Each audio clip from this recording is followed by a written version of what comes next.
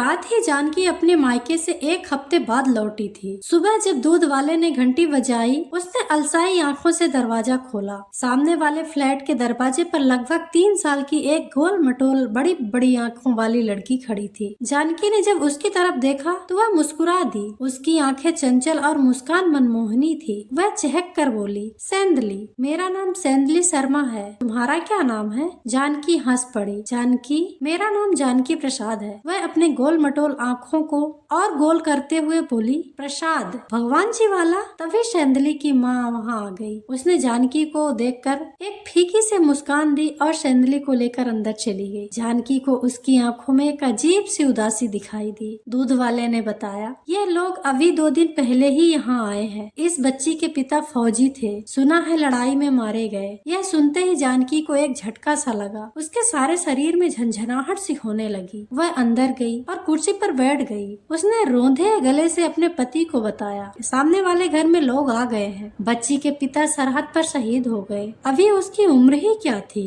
उनकी पत्नी की मुश्किल से 27-28 साल की होंगी और उस बच्ची ने तो इतनी कम उम्र में ही अपने पिता को खो दिया। कहते हुए जानकी रो पड़ी। उसके पति ने आश्चर्य से उसकी ओर देखा। प्रभु की इच्छा, क्या कर सकते हैं, दुनिया ऐसे ही चलती है। तुम्हें नहीं लगता तुम अनजान लोगों के लिए कुछ ज्यादा ही परेशान हो रही हो? जानकी ने आंसू पोंछते हुए कहा, पता नहीं क्यों, पर यह बच्ची एक नजर में ही अपनी सी लगने लगी। ऐसा लगता है ऐसा कोई पुराना रिश्ता हो। जानकी के पति ने उसकी बातों को अनसुना करते हुए अपना ध्यान अखबार में केंद्रित कर लिया। जानकी के घर में 3 लोग थे, वह, उसके पति महेश और बेटा कुश। महेश बहुत ही शांत स्वभाव के व्यक्ति थे। उनकी एक निश्चित दिनचर्या रहती थी। सुबह का समय अखबार पढ़ने में, दिन दफ्तर में और शाम टीवी पर समाचार देखने में निकल जाता। बात भी वह नपे तुले शब्दों में ही करते। उन्हें कहीं आने जाने में भी कोई शौक नहीं था। हर जगह जानकी अकेले ही जाती, चाहे फिर वह कोई पारिवारिक समारोह हो या बेटे की स्कूल का कार्यक्रम। कुश का स्वभाव भी अपने पिता की तरह कम बात करने का था। वह पढ़ाई में तेज होने के साथ साथ खेल कूद में भी अग्रिम था। जानकी की बैठक कुश के मेडल और कप से भरे थे। रोज शाम को कुश के पिता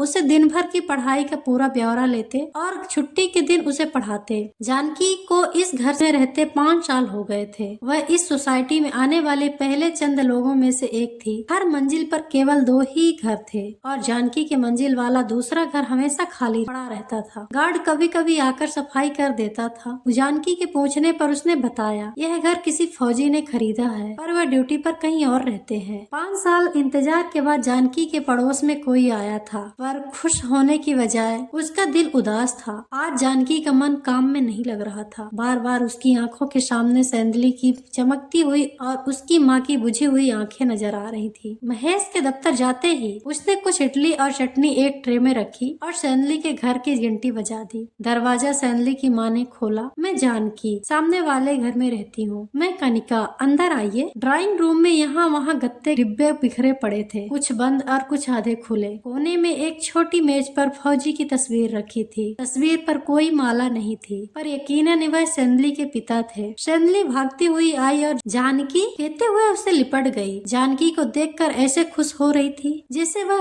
कोई पुराने दोस्त हो। जानकी भावुक हो गई। कनिका ने टोकते हुए कहा, सेंधली, जानकी नहीं, आंटी कहते हैं। यहाँ आने के बाद से जानकी पहली शख्स थी जो उन लोगों के घर आई थी। शायद इसलिए सेंधली उसके आने से बहुत उत्साहित थी। उसने फोटो की तरफ इशारा करते हुए कहा, जानकी, ये मेरे पापा हैं, बहुत बहादुर हैं। माँ कहती है कि वह हम सबकी रक्षा करते हैं। जानकी ने कनिका की तरफ देखा। उसकी आंखों में आंसू थे। सेंधली ने जानकी से कहा, तुम जाना मत, मैं तुमको अपनी ड्राइंग बुक दिखाती हूँ। वह भागती हुई अंदर चली गई। जानकी ने कनिका के कंधे पर हाथ रखते हुए कहा, तुम्हें आंसू छुपाने की जरूरत नहीं, बह जाने दो, इससे बेहतर महसूस करोगी। मुझे अपनी बड़ी बहन समझो। कनिका फफक पड़ी। जानकी ने उसे गले लगा लिया। सेंधली ने अपने छोटे छोटे हाथ फैलाकर जानकी और कनिका दोनों को पकड़ लिया। उस पल से जानकी, कनिका और सेंधली दोस्त बन गए। तीनों के बीच एक अनोखा रिश्ता कायम हो गया। कनिका एक प्राइवेट कंपनी में नौकरी करती थी। सेंधली उसकी अनुपस्थिति में जानकी के पास ही रहती। इसी कारण बस जानकी और सेंधली एक दूसरे के और करीब आ गए।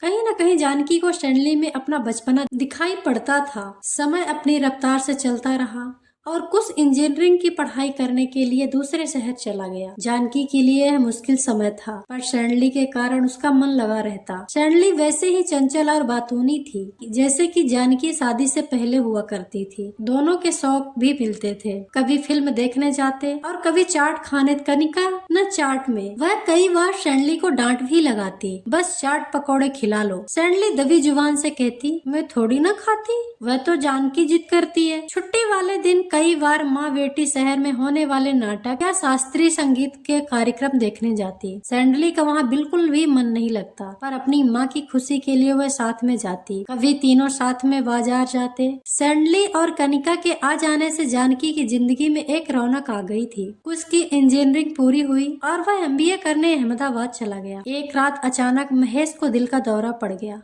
जानकी ने भागकर कनिका के घर की घंटी बजाई। घबराहट के कारण वह अपनी बात ठीक से कह न पा रही थी। कनिका ने उसे हिम्मत दिलाई और अस्पताल फोन करके एम्बुलेंस बुला ली। उसने अपने पर्स में पैसे रखे और वह लोग अस्पताल के लिए निकल गए। दुर्भाग्यवश अस्पताल पहुंचने से पहले ही महेश की मौत हो गई। उसने आकर अपने पिता के सभी अंतिम कार्य जिम्मेदारी के साथ पूर्ण किए। जाने से पहले अपनी माँ को लेकर बहुत परेशान था। कनिका ने उसका आश्वासन दिया कि वह निश्चित होकर जाए और पूरा मन लगाकर अपनी परीक्षा दे। वह माँ का पूरा ध्यान रखेगी, साथ ही उसके पापा के पेंशन और बैंक के सभी काम भी करवा देगी। उसकी पढ़ाई पूरी हुई और वो बेंगलोर में नौकरी करने लगा। सैंडली ने भी अपने शहर में BSc में दाखिला ले लिया। कुछ चाहता था कि माँ अब उसके साथ, पर जानकी इस बात के लिए तैयार नहीं थी। वह बीच बीच में उसके पास जाती और 1.5-2 महीने रहकर वापस आ जाती। इससे ज्यादा उसका मन वहाँ नहीं लगता था। सैंडली हर बार उससे लड़ाई करती। जानकी, तुमने कहा था तुम 1 महीने में आ जाओगी, बस बेटे से ही प्यार है, बेटी को भूल गई। जानकी उसे मनाती, वह अकेले है ना, और तेरे पास तो कनिका है। वह झट से जवाब देती, अरे माँ तो बहुत बोरिंग है, सारा दिन काम करती है और रात में अपना चश्मा लगाकर किताब पढ़ती है, बात भी कितना कम करती है, बस डांटती रहती है। सैंडली ये नहीं करना, सैंडली वह नहीं करना, सैंडली ये क्यों किया, सैंडली वो क्यों किया। जानकी उसकी बातें सुनकर हंसती। सैंडली अचानक ही गंभीर हो जाती, आंखें चमका कर कहती, पर वह दुनिया की सबसे अच्छी माँ है, सबसे अच्छी माँ है, मैं उससे बहुत प्यार करती हूँ। सैंडली की BSc पूरी हो गई और उसने MSc में दाखिला ले लिया। इधर कुछ को भी नौकरी करते 3 साल हो गए थे। जानकी चाहती थी कि अब उसकी शादी करके अपनी जिम्मेदारी पूरी कर दे। उसकी प्रबल इच्छा थी कि वह सैंडली को अपने घर की बहू बनाए। दोनों बच्चों के बीच उम्र का अंतर करीब 6 साल होने की वजह से उसे यह लगता था कि कुछ अपने पिता की तरह बहुत ही शांत स्वभाव का है और सैंडली चंचल और बातूनी। ऐसे में यह मेल उचित भी नहीं होगा। इस बार जब वह उसके पास गई तो उसने स्पष्ट शब्दों में उससे कहा, मैं तुम्हारी शादी करने का विचार कर रही हूँ। यह तुम्हें कोई लड़की पसंद हो तो अभी बता दो, नहीं मैं ढूंढना शुरू करूंगी, बाद में मत कहना कि पूछा नहीं, उसने गंभीर होते हुए कहा। सैंडली यह सुनकर जानकी कुछ सोच में पड़ गई। जानकी अब की बार कुछ के पास 3 महीने रहकर आई। ट्रेन लेट हो जाने की वजह से उसे घर में पहुंचने में काफी देर हो गई। सैंडली और कनिका सो गए होंगे, यह सोचकर वह उससे मिलने नहीं गई। सुबह उसकी आंख देर से खुली। उसने सबसे पहले बाहर जाकर देखा सैंडली के घर में ताला लगा था। सैंडली कॉलेज और कनिका दफ्तर के लिए निकल गई होगी, यही सोचकर वह घर के कामों में व्यस्त हो गई। शाम को जब वह सोकर उठी तो उसने एक बार फिर से सैंडली के घर पर नजर डाली। ताला अब भी लगा था। अब तो सैंडली कॉलेज से वापस भी आ गई होगी, यह सोचकर उसे कुछ फिक्र होने लगी। उसने अंदर जाकर चाय पी और सोसाइटी के पार्क में टहलने के लिए निकल गई। पार्क पहुंचकर जानकी ने देखा दूर बेंच पर सैंडली गुमसुम बैठी थी। उसे कुछ अजीब सा लगा। सैंडली कॉलेज से भी वापस आकर उससे मिलने नहीं आई। जानकी ने सोचा कि इस बार समय अधिक लगने की वजह से सैंडली कुछ ज्यादा ही नाराज है। वह तेजी से चलकर उसके पास गई और वहीं बेंच पर बैठ गई। उसने सैंडली की तरफ प्यार से देखते हुए, नाराज हो, अब की बार बहुत समय लग गया ना। इससे पहले कि जानकी आगे कुछ कहती सैंडली बोली, नहीं आंटी मैं समझती हूँ। सैंडली के मुँह से आंटी सुनकर जानकी चौंक गई। शुरू से सैंडली उसको जानकी कहती थी। कनिका कई बार उसे टोकती। सैंडली का जवाब, ठीक है ना, जानकी नहीं तो जानू कहूंगी। सैंडली सबको इज्जत देने देने वाली और सबसे प्यार करने वाली लड़की थी। काम वाली को मौसी और सोसाइटी के गार्ड को गार्ड भैया कहकर बुलाया करती थी, पर जानकी के साथ हमेशा उसका अलग ही रिश्ता था। जानकी को सेंदली पर एक परिवर्तन महसूस हो रहा था। हर समय पर हंसने बोलने वाली सेंदली ने ना तो हर बार की तरह भागकर जानकी को गले लगाया और ना ही लड़ाई की। जानकी, तुम इतने दिन लगा दी, तुम इतने दिन क्यों लगा कर आई? तुम जानती हो ना तुम्हारे बिना मेरा मन नहीं लगता। जानकी उससे 3 साल की उम्र से जानती थी। वह समझ गई कि सेंदली कोई नाराजगी नहीं, कुछ और ही है। उसने सेंदली का हाथ अपने हाथ में लेते हुए कहा, क्या बात है? कुछ तो है जो तुम मुझसे नहीं बता रही हो। सेंदली की आंखें डबडबा गई। उसने जानकी का हाथ कसकर पकड़ा और उसे घर के अंदर ले आई। उसने दरवाजा बंद कर लिया और जानकी को गले लगाकर रो पड़ी। जानकी अंदर से कांप उठी। उसने आज पहली बार सेंदली को रोते हुए देखा था। वह समझ गई कि जरूर कुछ बड़ी बात हुई है। थोड़ी ही देर बाद सेंदली शांत हो गई।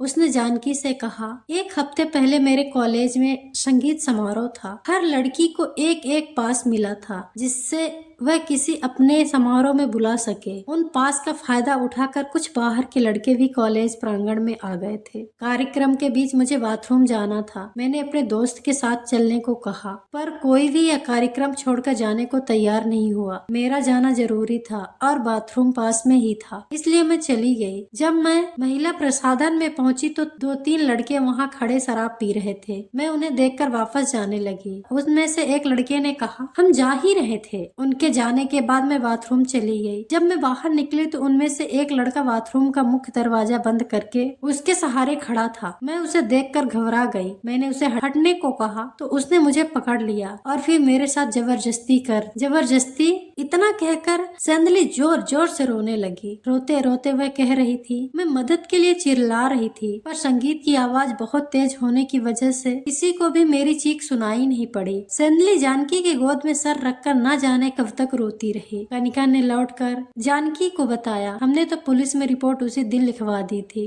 अभी तक कुछ हुआ नहीं। कॉलेज का प्रधानाचार्य पुलिस के साथ सहयोग नहीं कर रहे हैं। मैं कई बार थाने और कॉलेज का चक्कर लगा चुकी हूँ। प्रधानाचार्य मुझसे मिलने को तैयार ही नहीं है। आज सुबह भी मैं वहीं जाने के लिए जल्दी निकल गई थी। आप सो रही थी इसलिए नहीं जगाया। जानकी ने दोनों से कहा, तुम लोग चिंता मत करो, मैं तुम लोगों के साथ हूँ। हम यह लड़ाई मिलकर लड़ेंगे। अगले दिन सुबह जानकी अपने चचेरी बहन के घर गई। उसके पति पुलिस विभाग में उच्च पद पर थे। उनसे मिलकर जानकी ने उनकी मदद मांगी। जानकी ने उनसे कहा, आपको मेरी मदद करनी ही होगी। सेंदली मेरी पड़ोसी नहीं, मेरी बेटी है। जितनी देर वह अपनी माँ के साथ रहती है उससे कहीं ज्यादा मेरे साथ रहती है। पुलिस के काम में तेजी आई। उन्होंने प्रधानाचार्य पर दबाव डाला और जल्द ही अपराधी पकड़ गया। जानकी ने बहनोई की मदद से शहर के एक नामी वकील को इंतजाम कर लिया। उसने सेंदली और कनिका को हर तरह से साथ दिया। वकील से मिलना हो या कोर्ट का तारीख, जानकी हमेशा उन लोगों के साथ होती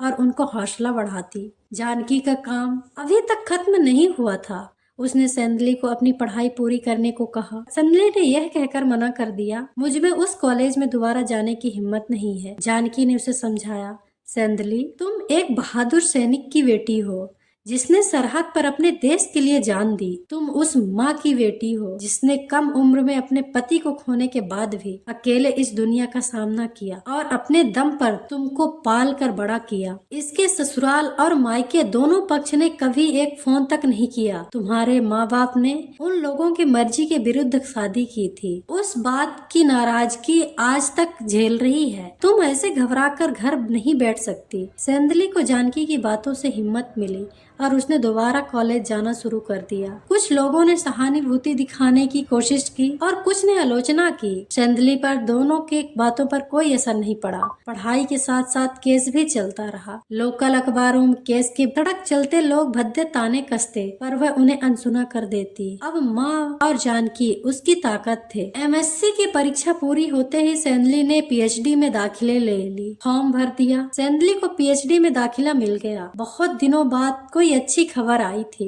सैनली ने खुश होकर कनिका और जानकी को गले लगा लिया। सभी की आंखों में खुशी के आंसू थे। सैनली अब तक अपने साथ हुए उस हादसे से काफी हद तक बाहर आ चुकी थी। जानकी ने मौका देखकर कनिका से सैनली का हाथ मांग लिया। इस खुशी के मौके पर मैं तुमसे कुछ मांगना चाहती हूँ। तुम्हें मना करने की अब पूरी आजादी है। मैं सैनली को अपने घर की बहू बनाना चाहती हूँ। यदि तुम दोनों कुश को इस रूप में स्वीकार करो। दोनों ने एक साथ कहा, यह नहीं हो सकता। आप सब कुछ जानती हैं, कभी भी इस बात को स्वीकार नहीं करेगा। जानकी ने उन दोनों को पूरी बात बता दी कि वह क्यों आज तक चाहकर भी उन दोनों को यह कहने से मैं हिम्मत नहीं कर पाई। उसने कहा, उसने अब की बार मुझसे सैनली के लिए कहा था, पर जब मैं यहाँ आई तो सभी लोग किसी और उलझन में उलझ गए। अब सब ठीक है तो अब मैं हिम्मत कर रही हूँ। इस हादसे के अलावा कोई और भी कारण है तो तुम लोगों को मुझे मना करने का पूरा हक है। सैनली ने गंभीर होते हुए कहा, जानकी, उसने तुमसे इस हादसे से पहले कहा था।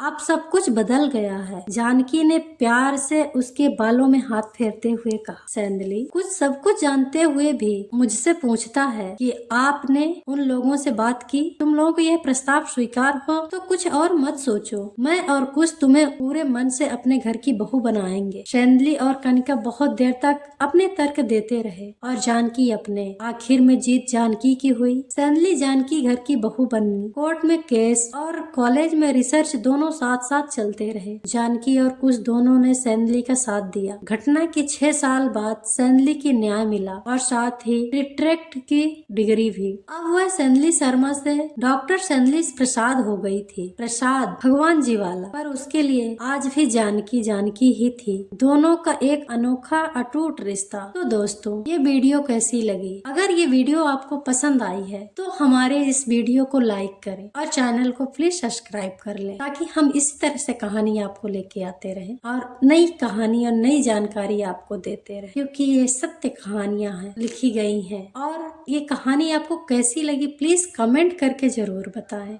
ताकि हमें मोटिवेशन मिले और हम इसी तरह से कहानियां आपके लिए लेके आते रहें। Thank you for watching.